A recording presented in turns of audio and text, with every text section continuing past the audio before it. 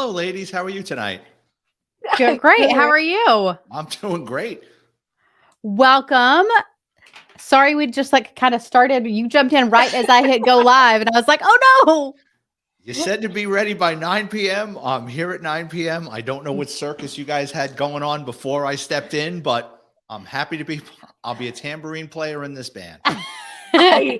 I love it. Yeah, we're just talking our normal gossip we do, and then it's like it's 9 o'clock, and then we're like, we'll just make some stuff up until Vic shows up. We got this. So, Vic, introduce yourselves to our people. Let us know who you are. Well, first off, thank you so much. Oh shit, I got this. I'm trying to adjust the sound on this. So, my name is Vic Ferrari. I'm a 20-year retired member of the New York City Police Department. Had a wonderful career with the New York City Police Department. After I retired, I got into writing. I've written a series of behind-the-scenes books about my former employer. Oh, I love it. Whistleblower. No, maybe not. But no. We'll get when I got into writing, hold on. Before, I'm not a rat. So when I got into writing these books, I said, if I'm going to do this, I got to do it correctly. And the two things I said I wasn't going to do was get anybody divorced or anybody jammed up or fired or embarrassed too much. So I do change the names, the dates, the locations, the precincts. Were there people I didn't like or I thought were assholes? Absolutely. But I'm not one of those sour grapes people that are like, oh, I can't stand this one or that. Do I write about them? Yes, but I move things around that unless you were there, you wouldn't know who I was talking about. Love it. That's probably smart. People get libel happy these days. Yeah, there's that too. I'm not looking to get sued. Same. I would be too nervous to ever talk about any of my employers. So it's amazing. I literally just downloaded a few of your books because they're on Kindle Unlimited, and I have that, and which I have questions about, like how it works out for you if you're on Kindle Unlimited, because I'm crazy about Kindle. But yeah, tell us. I know you're super funny, and I was so excited about tonight because I'm like, oh my God, I love funny people. And it's not always in our space is appropriate. I grew up in a very sarcastic family.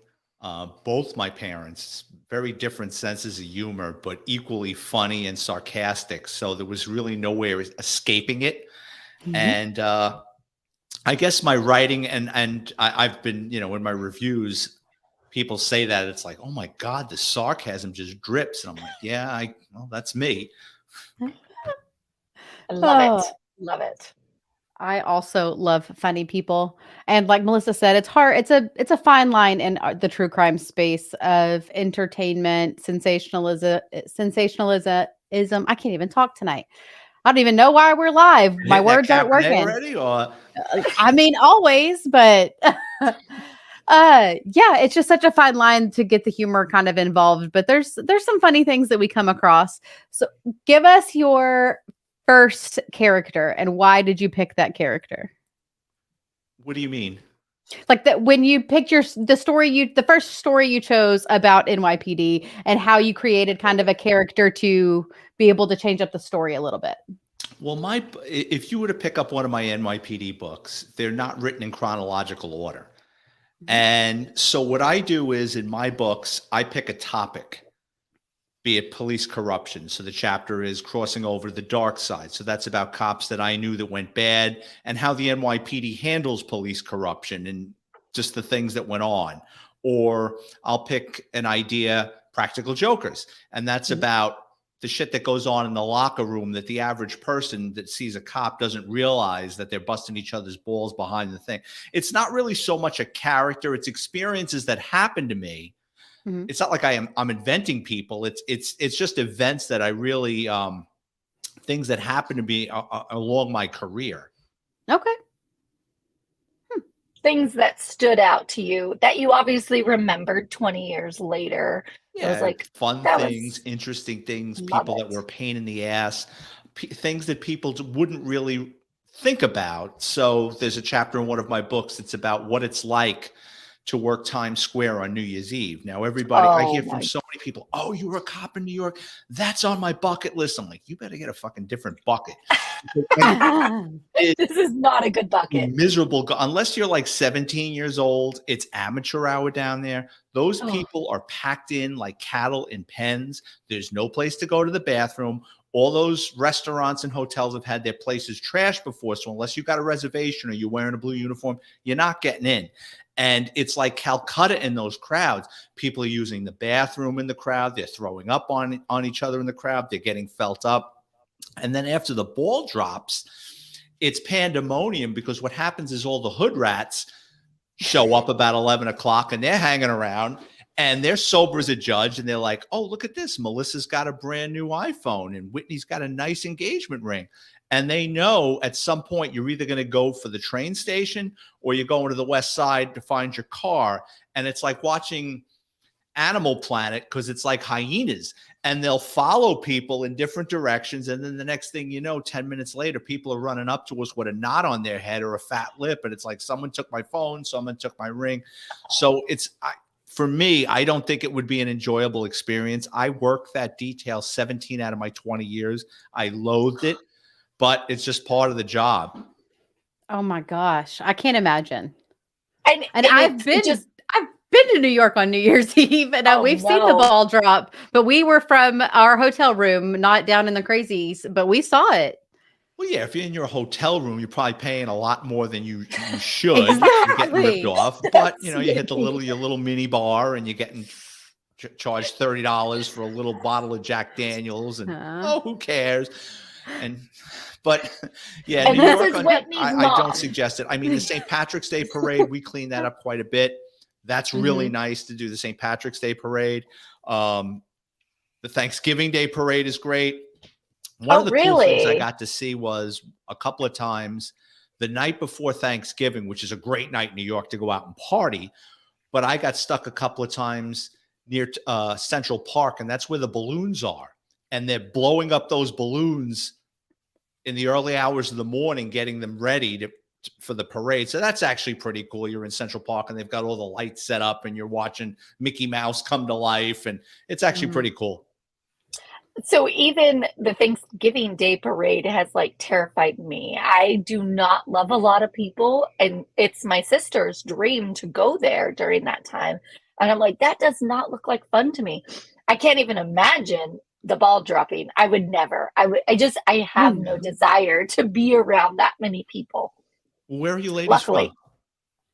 Well, Whitney, you go. I've been born and raised in Texas. So right now I live in Austin, and Melissa has been from all over the place. Yes. Hers is a longer story. Yeah. So originally fugitive lifestyle, or a little, fugitive, military, same thing. So I was born in California, and then my parents decided to move to Oklahoma when I was 17. So I ended up graduating high school from a tiny school. Then I married a military man, and we just literally lived everywhere. And Florida has been the place for like really the last 15 years. But then we did try Texas out for a few years in that 15 years, and then came back to Florida. So Florida is like where I say now I'm from. Oh, I love Florida. When I retired from the NYPD, I said, where do I want to live? Like I lived in the Bronx the majority of my life. I'm like, I got to get the hell out of here. And I was thinking about buying a house in New Jersey. And then New Jersey wanted 6% of my pension. I was like, I don't like New Jersey that much. Yeah. So I had friends that I grew up with that were down here, and I moved down to Florida, and I was bored. I didn't know what to do. And I came out of retirement, and I became a police officer down here for a small police department in Florida. And it was so different. It was like having a stroke and having to learn things all over again. And shit was so different. Like down here, like the amount of emphasis was on DUIs. And like in New York, like in the 90s, like we used to just like throw people's keys in the woods or lock their keys in the trunk or call them a cab. We really didn't get bothered with it unless somebody really got hurt or someone's car got jacked up. But down here, they really wanted us to address DUIs. And then I tell it in one of my books, and it's a true story. I spent a half a day learning how to wrestle an alligator. And I'm like, can't we just fucking shoot these things? They're like, no, You got to get duct tape and get behind them and don't surprise them. And I'm like, I'm not doing that. Close shit. Like, their mouth. yeah, I'm not. I'm a Bronx kid, grew up in the city. Like I could I could do crime. I'll run down a subway tunnel. I'm not getting involved with Jurassic Park. You're like, the largest animal I dealt with was a rat. Can I deal with a rat? I'll do a rat. Oh, there's a story in one of my books, and this is a true story. My partner and I, we had to work Madison Square Garden. There was some event. So downstairs from Madison Square Garden, you got Penn Station. It's one of the largest train stations in the world. And there's a large concourse down there with different restaurants and shops. So we go into this coffee shop. I don't remember what kind it was, but it was a coffee shop. And we're in this subterranean large train station. And we're sitting there in the coffee shop. We're having 2 cups of coffee. And above us on the ceiling, there's an opaque tile. And there's a rat about this big. And the rat is just doing like figure eights, and he's doing right above our heads, right? And my partner goes, I think he's dying. And I said, yeah, he don't look too good. Like we could just see like his body like above the opaque like we didn't move. We didn't go, oh shit. We're just standing there, right? We're just sitting there having our coffee, right? Finally, the rat just goes boom and goes to its side. A couple of minutes later, 2 of the Indian guys that work there, right? And I'm not making this up. They come from behind the counter. One guy brings a ladder.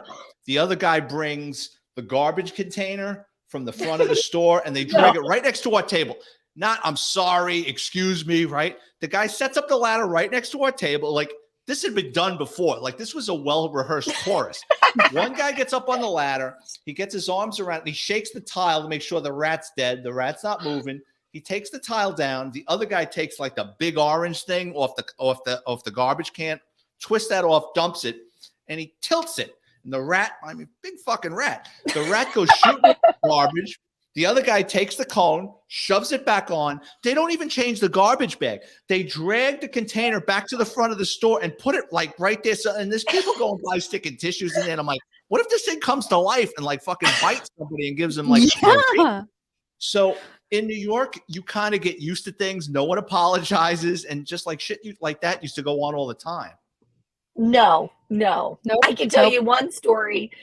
Well, I was in Texas, but it was before I lived there.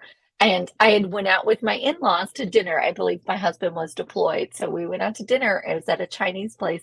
And a cockroach just was scurrying up the wall right above our table. They came over and swatted it above our table. And then they couldn't find it afterwards. And I swore from that day forward, I would never in my life eat at that restaurant again, obviously. Nope, that's a no. This is a true story.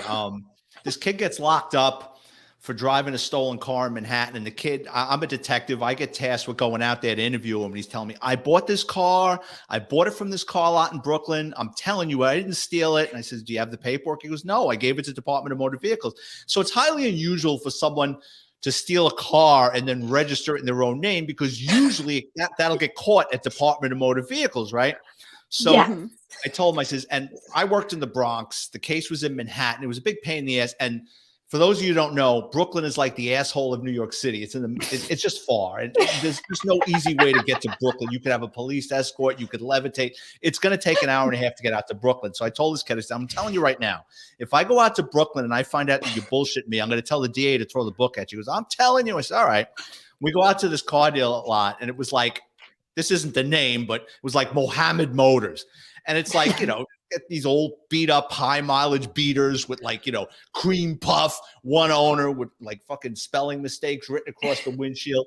So I go into this trailer, Middle Eastern guy there, and he's telling me, I run a clean lot. I didn't sell this kid the car. And he's telling me he's got a clean lot, and there's a roach climbing the paneling above his head. And I'm like, well, I can see that. I said, and you didn't sell this kid the car? No. So I'm inspecting his books. He doesn't have any. I said, did you have a Lexus come through here? No. I said, all right. We go to leave. And as my partner and I are leaving Mohammed Motors, my partner sees a Lexus truck parked in the back of the lot. And I'm like, that's odd. And I go, there's another one buried deep in the lot. So we walk over, we write down the VIN numbers, we run them. They come back stolen, right? So we go back to the trailer, and Mohammed with his hairy knuckles is eating a falafel. And I'm like, listen, Mohammed, you got a problem. He's like, what? I says, you got 2 Lexuses. You told me you never dealt with a Lexus. You don't know this kid. You got 2 stolen Lexus. Oh, well, there's these Nigerian guys. I forgot to tell you, they bring a car around every now and then. So it was a sophisticated scheme. You had these Nigerian guys and they would troll Craigslist. And what they would do is, for whatever reason, they like Lexus RX, I think it was 330s. What they would do is they would contact. What's that? That's the car I you want. Well, I can see you a really good car from Mohammed Motors out in Canarsie. Please don't. So anyway, what these Nigerians would do is they would contact people on Craigslist and they would set up an appointment. The guy would say, would you mind if I bring my mechanic? And everything sounded legit. They'd go there, they'd inspect the car, and they wouldn't haggle on price. They would say, nope, okay, that's fair. So the owner's like, holy shit, I can't believe it. And the guy says, will you take a certified bank check? Yes. The next day, the guy comes back with a certified bank check. It looks legit.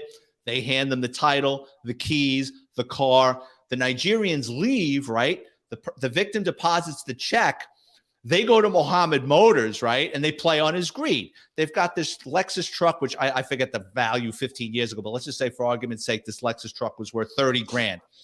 Mohammed is like, says, well, I'm going to give you 20. And they'll go, okay.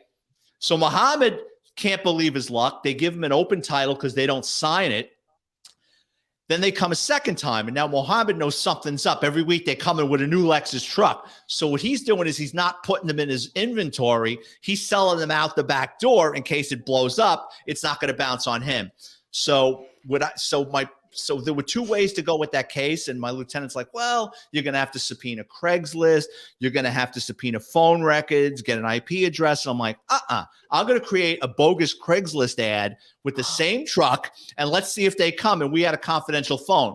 Sure enough, these guys call us. And then I met them in the lobby of a building and they showed them, they drove up with a stolen Lexus truck and yada, yada, yada. We locked them up. Wow. That's amazing. It's an exciting life. Oh my gosh. Oh, it was fun. I love scamming the scam artists. I always found that really fulfilling. I enjoyed it. Are you the kind of person that answers the telemarketer phone calls and talks to them for a while? No, I hate them. I'm not old enough for Medicare Advantage, and those fuckers call me from a 646 number like religiously, like 4 or 5 times a week. It's I can't get rid of them. They're like cockroaches. I can't stop them. Yeah, they just go where they want. They go where they want. Although if someone ever calls me, and a friend told me this years ago, if someone ever calls you about something, magazines or reading material, tell them you're very interested, but is it in Braille? And then politely explain that you're blind, and they usually hang up. Okay. That's a good one. That is a good one. I've not heard of that one before, but definitely might try it out. Oh, yeah. It's crazy. I can't even imagine 20 years worth of stories. I feel like Whitney and I have only been doing podcasting for like 2.5 years, and we have some crazy stories, and we don't even deal with the public. So no. Our crazy stories are just getting us our own selves in trouble. Yeah. Let me ask you this. Like sometimes do you get a guest and then it's like pulling teeth? A couple of times. Well, there's been a couple that we've had, we struggled with a little bit, but we generally pick people that like to talk. No, this is a fun podcast because I do like between 5 and 10 a week to push my books.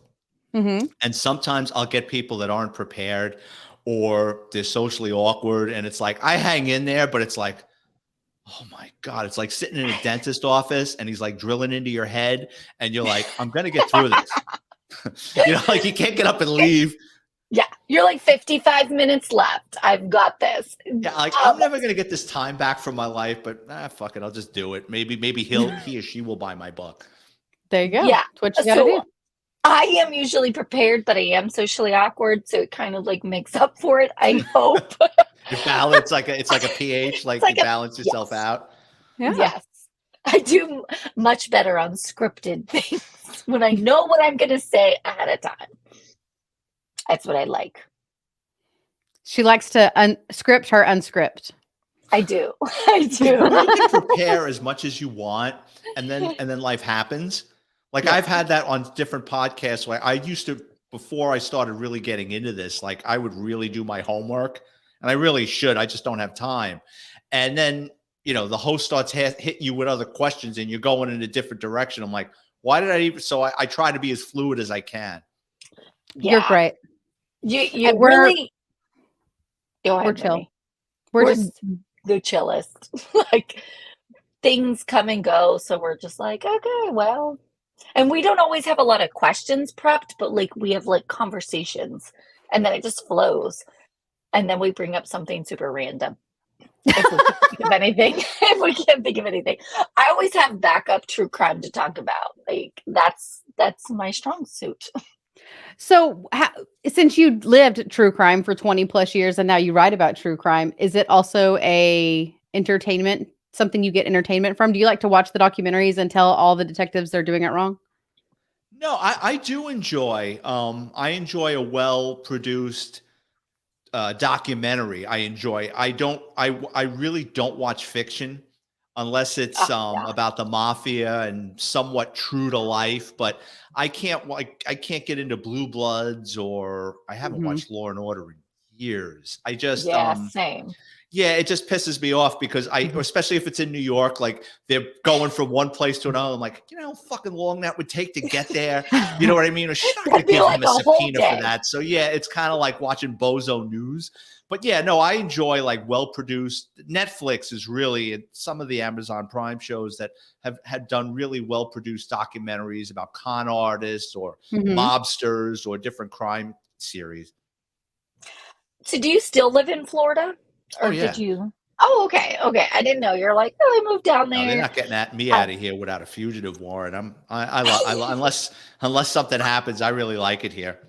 I love Florida as well. And I actually, so I live in the Tampa Bay area, and there is an awesome mafia tour in the Ybor Oh, downtown. Sano Traficant, yeah, they're Oh, probably that area.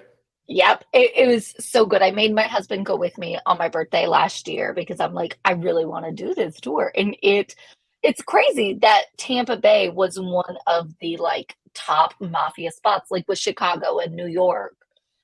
Tampa was that area for the mafia, and I'm just like, huh, so interesting.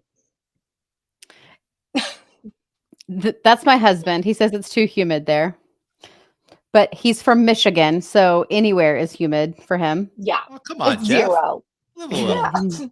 Yeah, it's amazing. Well, okay, like it's amazing mainly here. Yeah.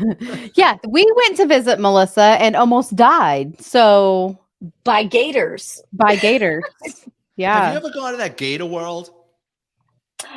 Is that where Yes. we almost died? No. I took Whitney to Mayaca State Park, which is like Oh yeah, super yeah. gators. Oh, crazy.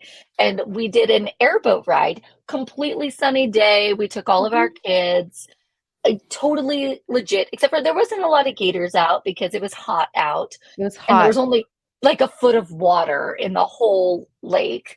And then out of nowhere, we have two storms coming towards each other and literally like hit us right overhead. And we couldn't get the boat to dock. And then the gators start coming out and eating everything alive. So Yeah. That Gator was- World's in Orlando, and it's like an older theme park, and they've got like this big fucking moat, and they've got to have a couple of hundred alligators and crocs, and there's like this rickety dock that goes out in the center of it, and you can buy raw hot dogs for like $1 each and start a feeding frenzy.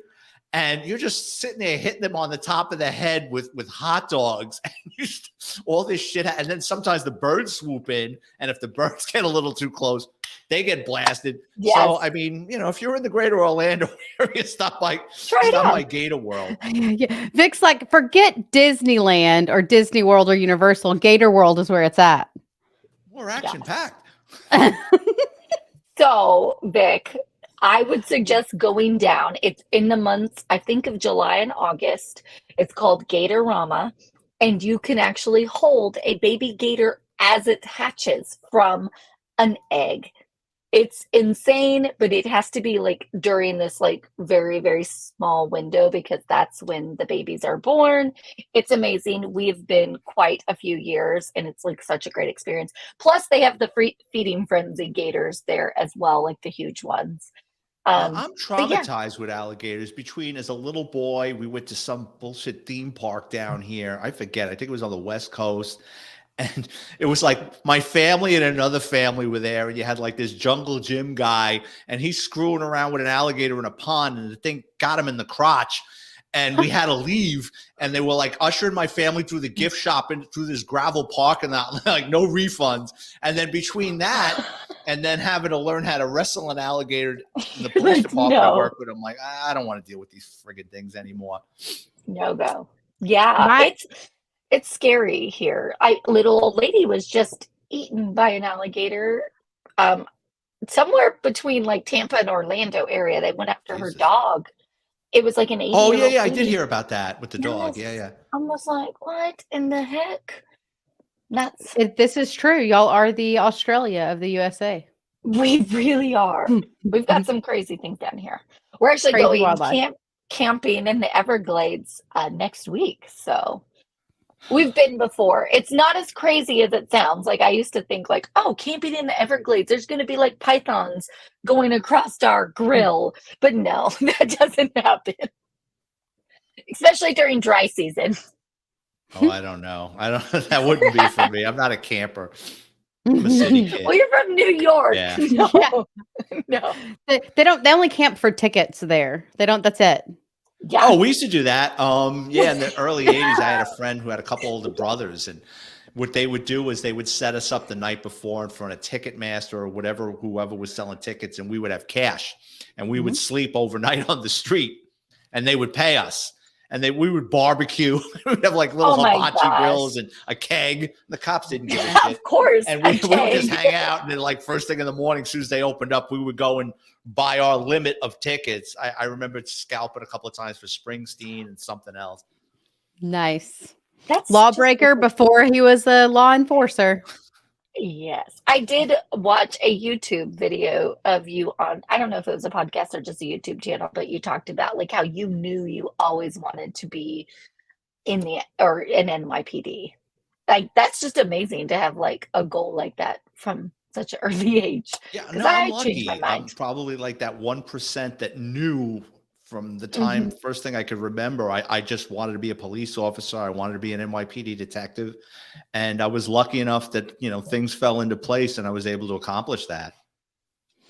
You can't, do you attribute it to, a favorite TV show or kind of NYPD is so glamorized essentially because of the name and all of that I didn't know if you just watched a show and you're like, I'm going to be one of them. No, well, that was part of it, but it was a series of events. My grandfather broke his leg in a snowstorm and I was very little, and the cops brought him home from the hospital. And I was just like, wow, like who are these guys in these blue uniforms? And then my mother used to take me to the movies on like for a Saturday matinee, and the police station was right around the corner. So I would always look inside the police cars and look at the equipment and talk to the policemen. And they were nice to me. And every little boy is fascinated with that gun. And then by 10, we used to sneak into the post office, my friends and I, and steal FBI wanted posters and then go around the neighborhood conducting manhunts. So I knew what I wanted to do. Like, and my parents, like, they were supportive, but they were like, but what if that doesn't happen? Like, you should be an electrician or a plumber or a mechanic, because I didn't want to go to college. And they were very frustrated with me because after I graduated high school, I had to wait 2 years to become a cop. And I didn't want to go to college and I didn't want to go into the trade. So it was kind of catch me if you can. I was an exterminator. I unloaded trucks for UPS. I cleaned airplanes on the midnight shift at LaGuardia Airport. I worked in supermarkets. I worked in gas stations, and my parents wanted to throw me out a window because they thought I had lost my mind. But luckily for me, I passed the psychologicals and I became a cop. You're just buying your time until you That's did exactly what you really it, yeah. wanted. That's awesome. I can tell you're probably a person that like gets bored with other jobs. So luckily like NYPD like has enough exciting things to keep your interest.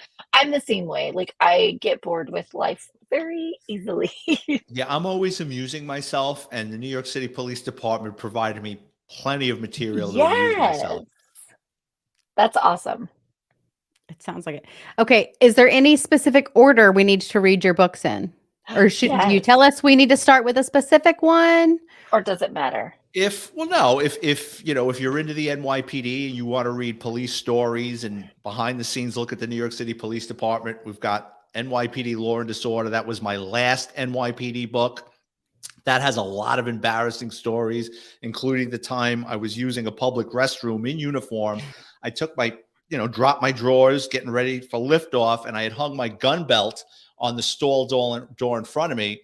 And a bunch of these teenagers ran into the bathroom. One of them jumped on the toilet in the next stall, reached over and tried grabbing my gun belt. So I jump up with my left hand trying to pull up my pants. And with my right arm, I grab him around the neck. And when I pulled him over the stall, he grabbed my gun belt. So now I'm in a hockey fight. Now I got to let go of my pants. And I'm like punching the shit out of him, telling him, let go of the gun belt. Finally, he drops the gun belt. And now I'm trying to pull him over the wall. His friends run into the next stall. And we're fighting, and those aluminum or whatever they're made out of aren't really heavy duty. And the whole goddamn wall buckled. He goes flying over the wall. I pull up my pants. I get dressed. I snap on my gun belt. I run into this food court. It's about 10 o'clock at night. And like in the book, and it's true, I said, well, what do I do in this point? Do I get on the radio and put over description? I'd be the laughing stock of the Bronx. Like every cop in the NYPD would go, see that guy over there? He almost lost his gun taking a dump. So I kept the story to myself until 30-something years later when I decided to write a book. Just funny, interesting stories, a behind-the-scenes look at the New York City Police Department. My last book, I kind of stepped out of that genre. I wrote a book called Confessions of a Catholic High School Graduate, and that's about me growing up in the Bronx and being a little son of a bitch getting into trouble. And my parents forced me to go to Catholic high school to straighten me out, and it actually worked. Although I went kicking and screaming, it was probably the best thing that ever happened to me. And it's about growing up in the Bronx and what was going on in that time period, and just, the screwing around and the mischievous stuff that I got into. That's awesome. I just feel like you have such an exciting life. I did. Oh my God. Yes. So what's the best thing that you saw while on the force? And you can take the best thing. Entertaining? Sure. We can start there. Whatever all right. you think. I mean, there's always that sense of accomplishment when you make a good arrest or lock somebody up or bring something really cool into the station house. But there's a chapter, and I think it's my book, The NYPD's Flying Circus, called Rubbing Elbows. And that's all the famous people I met during my time in the New York City Police Department. So especially when you're in Manhattan, you're driving around, you're going to spot famous people just running errands or, doing their thing. Or they film so many television and movie shows, movie series in New York where you'll see the Panavision trucks parked all over the place. And we would just pull up and say, what are you filming? Oh, we're filming Law and Order. We're filming this movie. Who's in it? And they would tell us. And sometimes the actors and actresses would come out and hang out. So I got to meet a lot of famous people. I met Julianne Moore, who was absolute doll. She couldn't have been any nicer. She stood there with us for about 45 minutes taking pictures. What's his name? Brad Garrett from Everybody Loves Raymond. Great guy. John Lovitz from Saturday Night Live. Great guy. Kevin Bacon, nice guy. I mean, I met so many Academy Award winners, and just it was a wonderful career. That's awesome. That would be memorable. Okay, so same thing. The best thing. What's kind of the craziest story, if you want to share it, if it's not in your book, other than Mohammed's lovely scheme he had going? We're taking a dump on the toilet, and I mean that's a good one too. Almost getting my gun pulled over the wall. I was in the fight of my life. Those are some brave kids, though. That's all I have to say. It's the Bronx. I mean, they're probably all in jail now or dead. What do you want to hear? You want to hear funny? You want to hear scary? You want to hear homicide? What do you want to hear? What do you think, Liz? Oh, okay. You did a funny one already. Do Do a scary one, I guess. Now All I'm right. scared though. Okay. Early 90s. No, this is horrific. So early 90s, weeknight, very slow on the radio. It's the fall. It's raining out. And call comes over, domestic violence or dispute in an apartment. So one radio car picks up the call, and it's slow that night. So another radio car figures, oh, we'll stretch our legs. They back them. A couple of seconds later, the dispatcher comes over and goes, I'm getting multiple calls from this. So now you know it's a heavy job. So my partner and I says, all right, you know what? We're going to be the third wheel. We're going to start heading over. So the first radio car, it was Garden Apartments. I think there were 3-story walk-ups. The first radio car doesn't park in front of the building. They park on the side of the building, and it's drizzling out. They get out of their radio car, and they hear screaming coming from up a fire escape a couple of stories up. Most cops would have ran around to the front and gone in through the front of the building. These guys, they were young. They're in their 20s. They decide they're going to climb the fire escape and see what's going on through that window. So these 2 cops climb up the fire escape. They look into the window, and there's a woman laid out on the floor, and her fiance or boyfriend, the guy that lived with her, is standing above her, and he's trying to decapitate her. So now they start screaming into the radio, Jesus Christ, he's trying to cut her head off, 1013, get the cavalry here, right? So now everybody's rushing over there. When my partner and I and another radio car pull up, we're getting out of the car, we hear boom, boom, boom, boom. We hear about 6 shots. So we put over the air shots fired. We run into the building. We're coming up the stairs. There's a 13 or 14-year-old boy. He's coming down the stairs, and he's screaming, he's killing my mother. He's killing my mother. So we get up to the door, and we're trying to kick in the door now.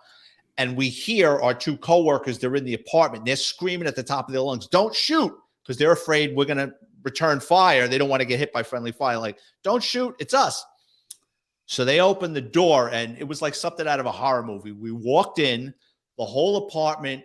It was like somebody lit a pack of firecrackers in there because of all the shots that went off. Just gunpowder all over the place in the air. And as we're walking, your feet are just getting stuck in the blood. There's so much blood on that floor that just as you're walking, it's like you're just sloshing in it. Everything in the apartment was destroyed. The toilet, the sink, the walls. He had a hammer, and he destroyed the entire apartment and put a hole in her head. And she's laid out on the floor.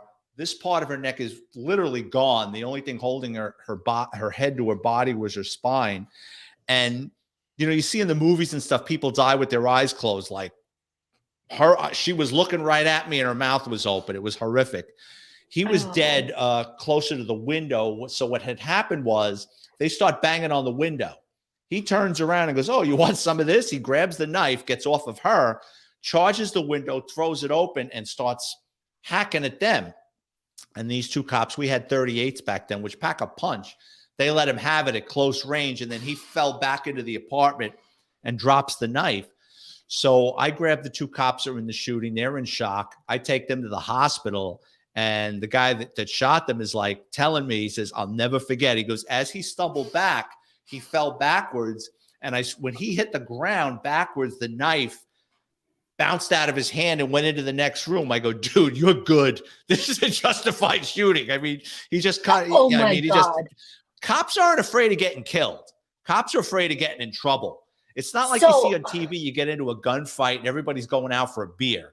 I mean, they drag you through glass. You're interviewed and interviewed and interviewed, and then you get put on modified assignment, and then they run the case past a grand jury where you can get indicted. So it's not like you see on TV or you hear on TV, well, the cop shot this guy, no big deal. It's a big deal when you get into a shooting. So, it was a sad thing. I mean, from what we could gather, I mean, they're both dead, that they lived together and something went wrong. Probably she wanted to leave him, and he just lost his mind. And he was evil, just pure evil. Yes. Oh my gosh. And I know like domestic violence situations can be the worst for you guys, like to go in because you just don't know. And they're like, somebody kills somebody with a knife, it's personal. They want to be as close as possible to you, and they really want to inflict the most amount of pain. Yeah, will somebody shoot somebody to kill them? Yeah, absolutely. But when somebody uses a knife, that's personal, and they really want to inflict pain and take a long time. Yeah. So how long have you been retired? It'll be 16 years in July. Okay. So I don't know how prominent like podcasts were back in the day, but like Whitney and I we typically will reach out to law enforcement of a particular case because we typically do unsolved cases, because we feel like, hey, they need the Oh, attention. that's We want to cool. try to get them solved. And we don't always have the greatest luck when it comes to law enforcement, but we know that these are unsolved cases, so they're still working on them and they can't release everything, obviously. So did you ever find like the media, or I know podcasts probably weren't as prominent, but like other entities that were fighting you for information about any cases or anything like No, that well, you that got you to worked on? remember. So I retired in 2007. I don't think there were podcasts. I don't think there was YouTube in 2007. So, Oh my God. and the true crime community, because it has really blown up in like the last 6 or 7 years, Mhm. where there's so many outlets and there's so many people interested in it and can't get enough of it. Um, from time to time, you would get contacted from a reporter that, Okay. like you said, there was an old case or something, and they thought it needed to be attention. And then what we would do is we would direct them. There's a unit in the the New York City Police Department had a unit for everything. But there was called DCPI, Deputy Commissioner of Public Information. So they really didn't want us talking to the press unless it was cleared through Okay. that unit. Did I ever get contacted? No, but my old partner actually was narrated that Netflix series, The Times Square Killer. He wasn't involved in the case, Oh. but he was a homicide detective for like 15 or 20 years. So Mhm. they thought he would be, and he was great at it, just explaining things. So he's kind of found his niche doing that. But cops and detectives and law enforcement were a very secretive, close to the vest group. Okay. You're not going to get a lot to talk depending on the cop. I guess it's my personality, and I've been retired 16 years and I'm selling books. So it's kind of a quid pro quo. You guys are nice enough to put me on your show, and I'm going to tell you stories. But um, most cops probably aren't going to talk to you, Yeah. unfortunately.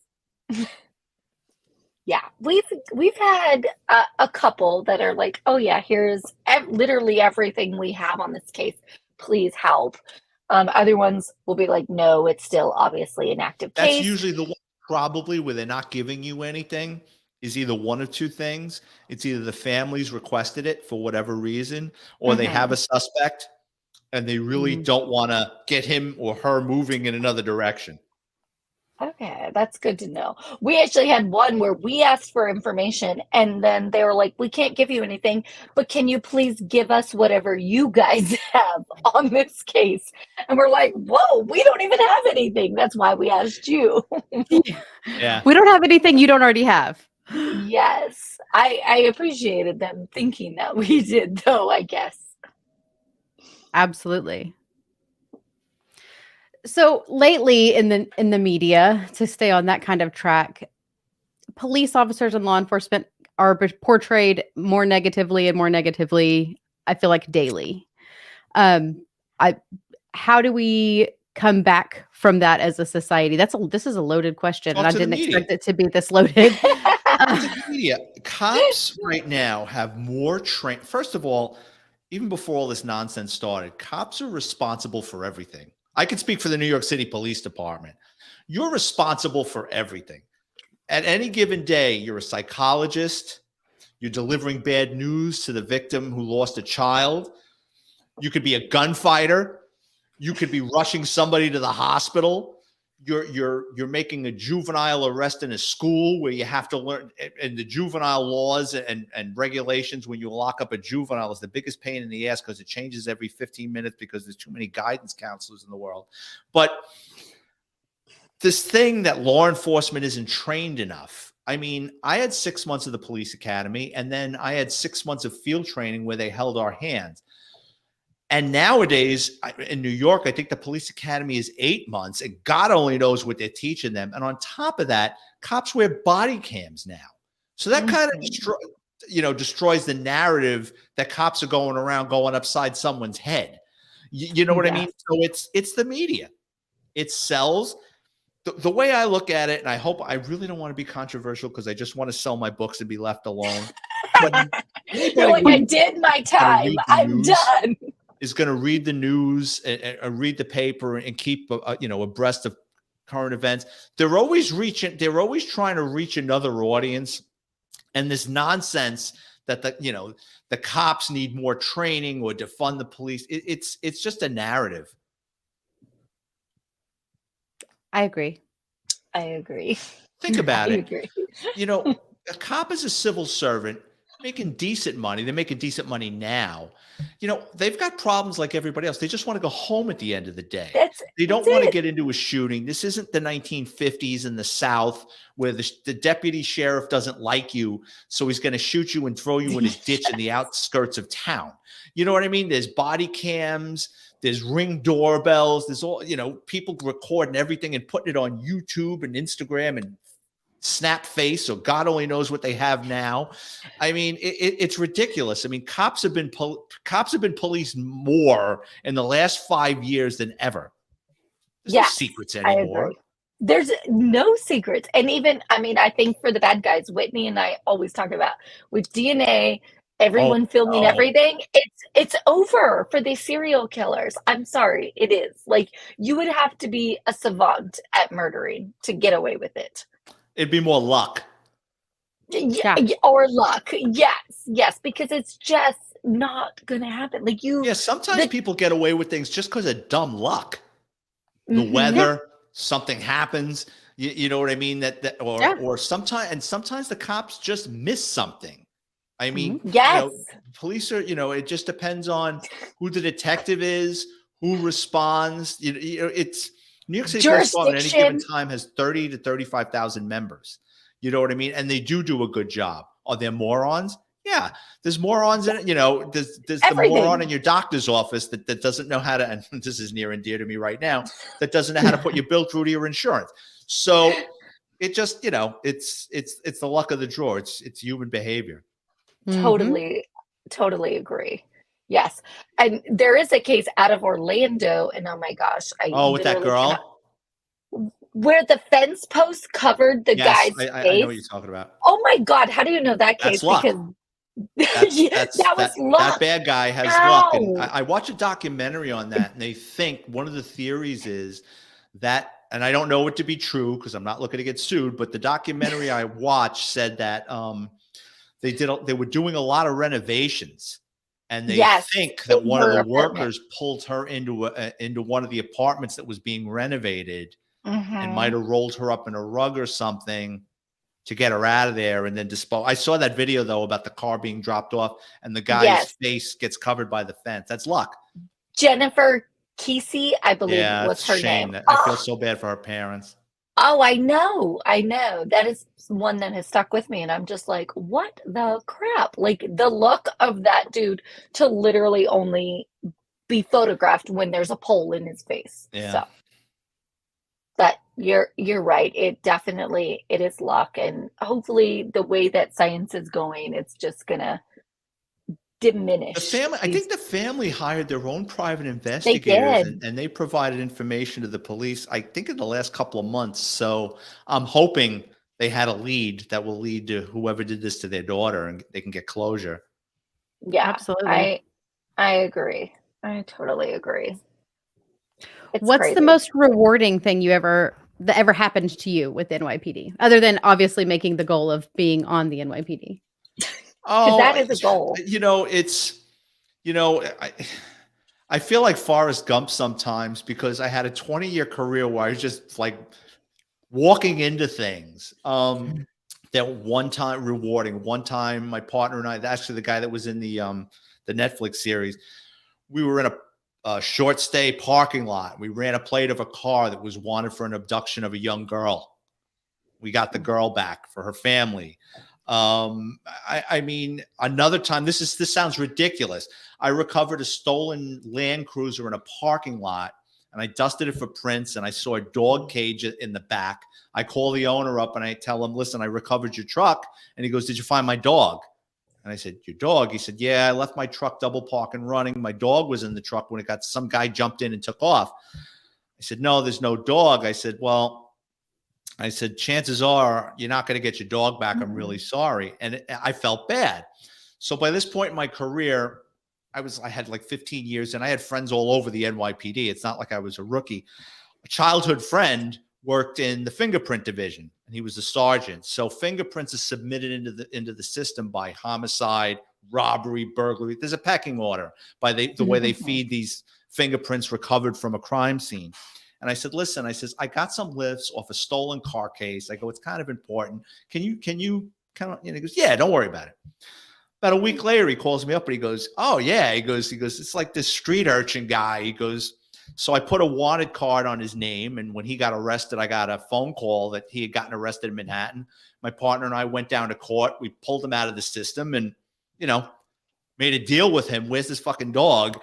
And there's more to the story, but he took us to the block and he said, I sold it to this woman for $20. So, sure enough, 15 minutes later, this 200-pound woman in pink spandex comes walking out of this building, walking a dog. And it was an expensive dog too. It was a Chesapeake Bay Retriever. It's a hunting dog. Oh. And he didn't know what he had. So we confront the woman and she's like, no, I love these dogs. And it's like, no, you've only had it 24 we have to hours. take the You're dog cool. back. It has an owner. And then once the bad guy, he's cuffed in the back seat. Once he found out the dog was worth a couple of grand, he went fucking ballistic. Are you fucking kidding me? Because I could have got more for the dog than the car. I go, well, know your pedigree. So, I mean, there were moments like that. Little research. You know what I mean? That were rewarding where the guy couldn't have been happier. You know what I mean? We got his dog back, or the parents up in, where are they from, Maine or New Hampshire? We got their daughter back. So there were moments like that. There was another time. Oh God, now you got me on a roll. My partner and I were in this really shitty neighborhood, and we see this blonde hair, blue-eyed, like a model, like midnight. And she wasn't a streetwalker. You could tell she was a kid.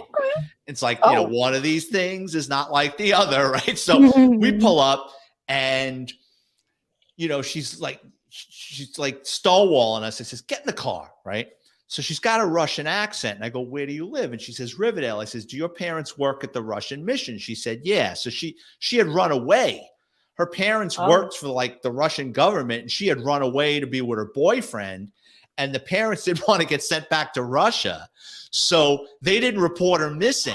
So at night they would go around looking for her. And she was missing for like a month. So we knock on the door. The brother answers the door, and he starts, Svetlana, and they start going back and forth in Russian. And I was afraid she was going to tell the other younger brother because the parents didn't speak Russian. So I had to separate them because I didn't want the daughter telling her brother to tell the parents another story. The father came out. He was like the size of a doorway. He looked like a fucking Russian bear. You know what I mean? He looked like that wrestler, that George the Animal Steel. He was like bald and hairy, but like just a big fucking guy. And I'm explaining to the parents, we found your daughter in a shitty neighborhood. Like, she's going to get hooked on drugs over there. And he couldn't thank us enough. And then he's trying to give us bottles of vodka. I just wanted to get the fuck out of there. So, I mean, I was happy. I got the daughter back, so there were times like that, that were fulfilling. That's amazing. Two very random questions. Are you allowed to like keep things if people give them to you, or is it like against the rules? Like if he gave you the it's against the rules. You're not allowed to accept any kind of gratuity, discounted meal, anything like that. If they catch you doing that, you're going to lose vacation time, or you could even be fired depending on what you accepted. Because it's like bribery or. Well, bribery would be in exchange for a gift or a favor. I mean, this guy was trying to give us 2 bottles of vodka to reward us. And at the same time, I just wanted, the funny thing is my partner was retiring in a couple of months and he's like, Boris is breaking out with the Stoli. I'm like, let's get the fuck out of here. I don't want to get involved in this shit. It's late. I just want to go home. He's like, I'll be back in 2 months to pick up. He was a good guy. We used to call him Cancer. He killed more people than cancer. Oh my gosh. Like, that's slightly awesome. My next question is probably like, I don't know. I've always wondered, like, so what is the process when you put in a subpoena? When you're like, hey, I want this information. Like, what do you have to do as a cop? Because we know what we have to do. We don't put it in the subpoena. So say for argument's sake, I need to get information, right? So phone records, or I need you to come to court to testify. You'll go to the district attorney prosecuting the case and you'll say, listen, I need these records. I need this. And usually he or she will write a subpoena. And I mean, nowadays with technology, they would fax it or email it to wherever. Okay. Gotcha. Is there a lot of district attorneys in like the New York area? I would assume there has to be a New York City lot. has 5 boroughs. Yes. Each borough has a district attorney. It's an elected position. And underneath him, he has bureau chiefs that handle different. You have a homicide bureau chief, you have sex crimes bureau chief, and underneath them, it's like a flow chart of the mafia. And then they have assistant district attorneys, and they prosecute the cases. So in New York, say for argument's sake, I lock up a guy with a stolen car.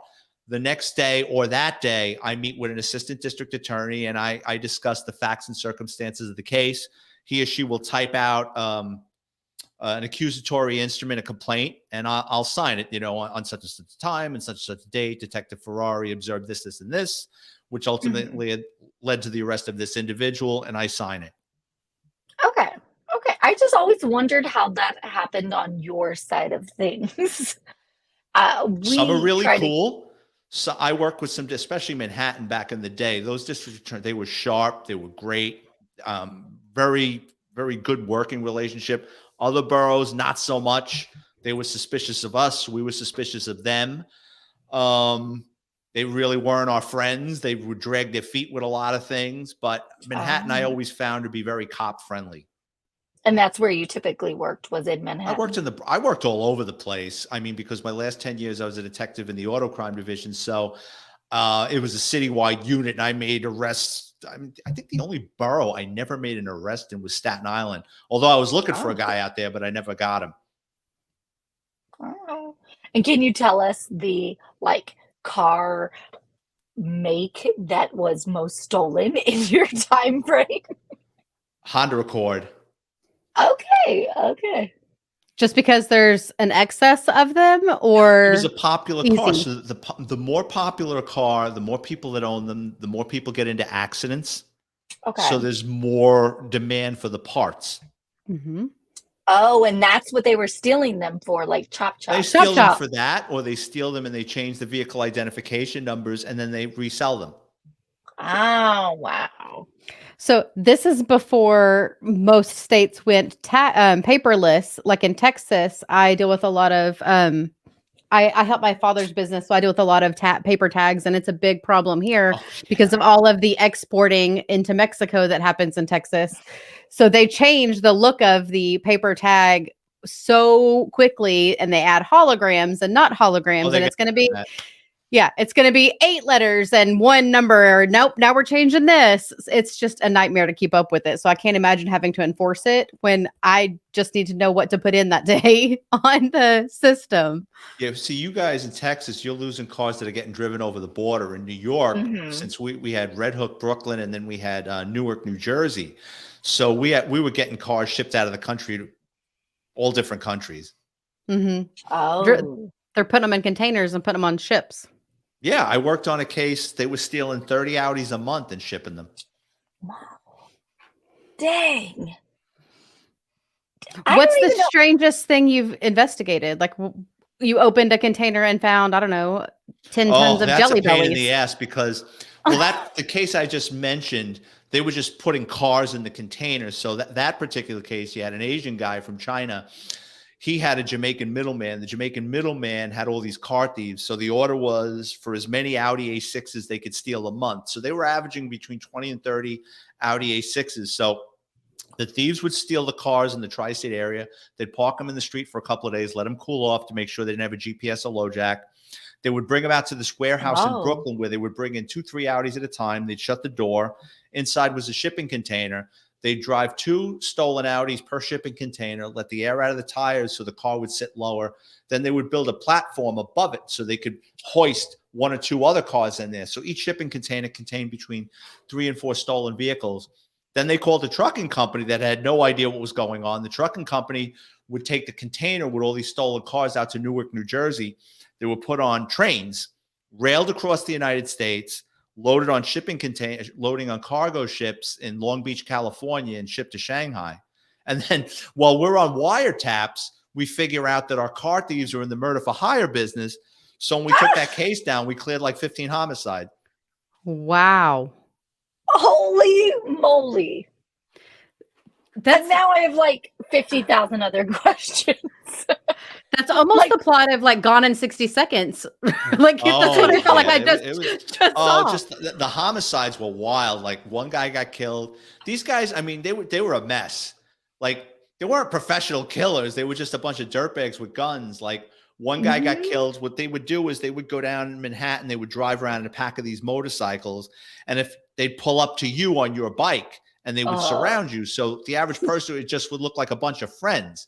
And this guy Fausto would get off the bike and point a gun in your ribs and go, get the fuck off the bike. And if you didn't get off the bike fast enough, he'd shoot you, push you off the bike, and they would take off. So they killed a guy. He was a club owner, and everybody thought it was organized crime, but it wasn't. He was just the victim of a random bike jacking. Another homicide was 10 years before. You had these guys knocking over, I think it was armored cars or banks up in Connecticut. One guy gets caught. He doesn't rat. He goes to jail. His friends take the proceeds of the money and they're selling big drugs in Connecticut. He gets out of jail. He approaches them and he wants to be an equal partner. And they're like, yeah, okay, go kick this guy's ass. Go collect this guy's money. Basically, they made him a lackey. And that didn't sit well with this guy. So he kidnapped one of their couriers and kept him in the trunk of his car for a weekend, tortured him, took his drugs, kicked him in the ass, and sent him back to his two old friends and said, I'm not fucking around. Equal partnership, but there's going to be a problem. So they don't want a partner. He's got to go. So they contacted our thieves. They went up to Connecticut. They got his routine down. And then when he stopped at a light, they rode up on a motorcycle. Guy on the back, Fausto, shot him like 11 times with a Glock. They take off. They put the motorcycle into a U-Haul truck and drive back down to the Bronx. And I forget if they chopped or tagged the bike or whatever. So, I mean, these guys had killed a lot of people just randomly. And you've mentioned the name Fausto multiple times. I'm assuming he's just like some He's a serial killer.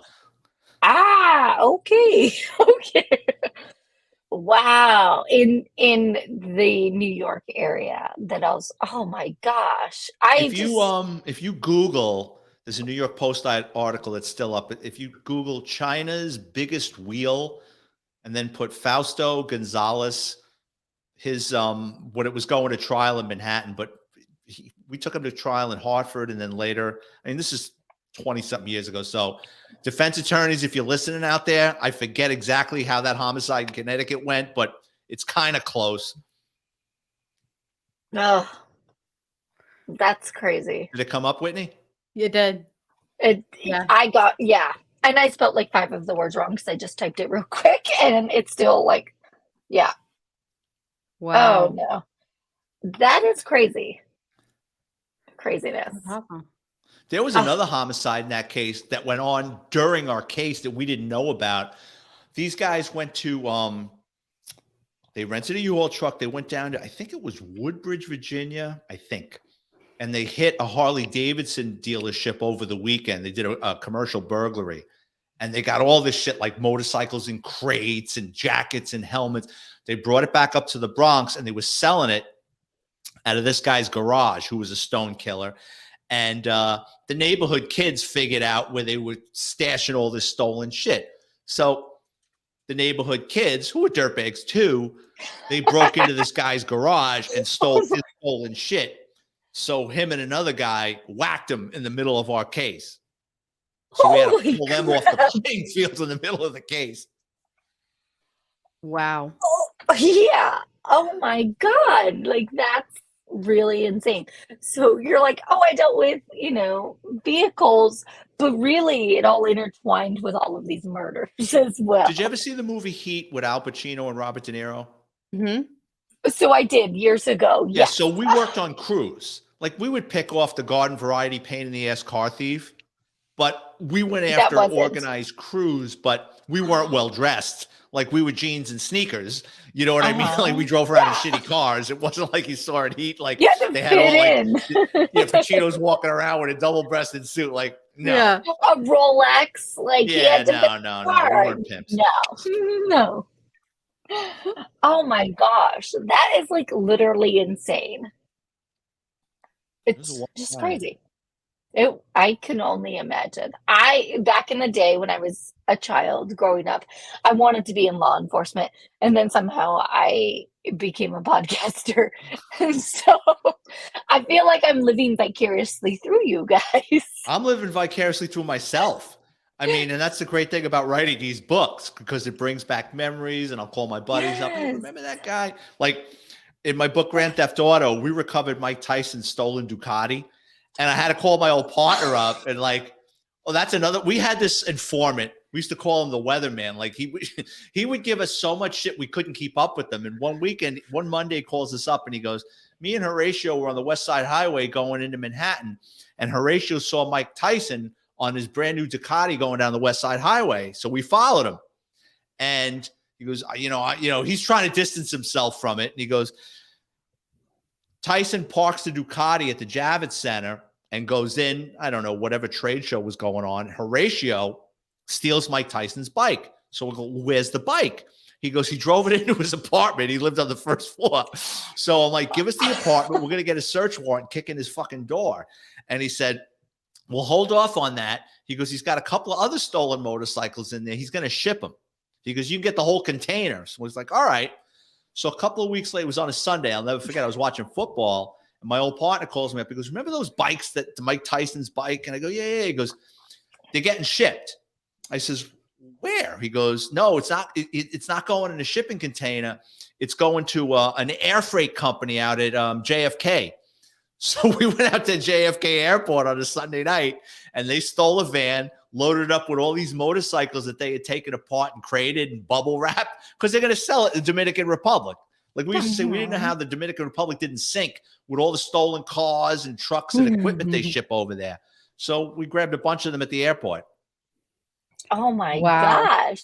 And then you gave it back to Mike Tyson, or was it already In pieces, yeah, he wasn't too, from what I remember, he wasn't too happy about it. Because we got the bike back before 30 days. Like if you lose a car or a vehicle and you have comprehensive insurance, if after 30 days the vehicle isn't recovered, you get a check. But if the vehicle gets recovered before 30 days, here's your your car. No. Well, they paid him to get it put back together, but he didn't want it. He was pissed. Oh my gosh. I don't Well, blame that's good him. information to know about. But I will hope for the 30 days with my old car so I could get the Lexus. Well, we won't keep you any longer. Thank you for spending the evening with us. It was a no blast. problem. If you ever want me back, just give me the heads up. Yeah. Oh, yes. Best place to get your books, Amazon. Sure. Just go on Amazon, type in my name, Vic Ferrari, and my book library will come out. All my books are $10 paperback, $2.99 ebook download. And if you want to get a hold of me, I'm on Twitter and Instagram at Vic Ferrari50. Perfect. Thank you so much, Vic. Thank you, ladies. I really appreciate it.